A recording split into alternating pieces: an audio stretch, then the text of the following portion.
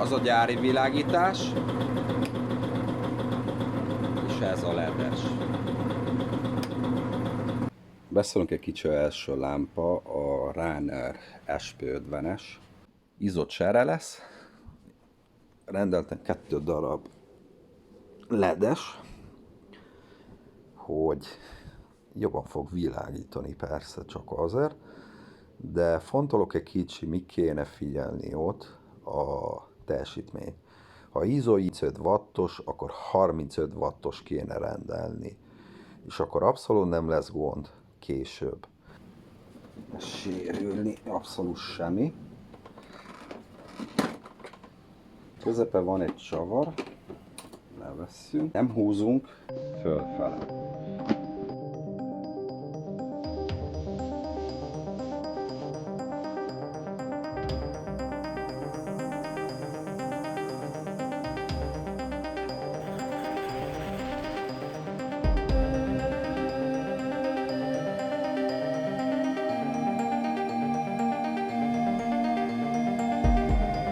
Közepe.